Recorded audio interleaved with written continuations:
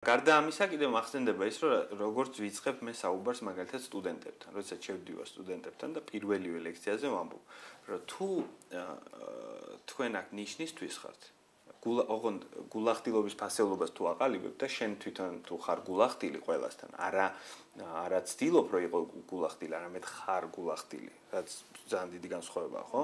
მაშინ შენ მორალური უფლება გაქვს, რომ სხვისგანაც იგივე მოითხოვო. ამიტომ მე ვამბობ ხოლმე, რომ იცი რა ძმაო, თუ ნიშანია ეს რაღაცა, ისთვისაც გინდა აქიარო.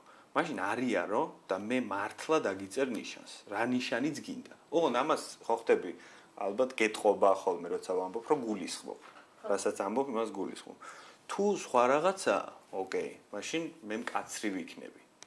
მკაცრი ვიქნები როგორც თვით შეფასებისა, ასევე შენი შეფასებისა. ანუ აქ შენ აყალიბებ რა ფასეულობას, იცი რომ თუ შენ როგორც მიღებულია რომ გადაიწერო, გააცდინო, დაიგვიანო და ასე შემდეგ, მოდი რა არ მოხვიდე და პრობლემა არ არის, მე ეს არ მეწყინება, შენ მოდი სემესტრის ბოლოს და მე შენ დაგიწერ A-ს.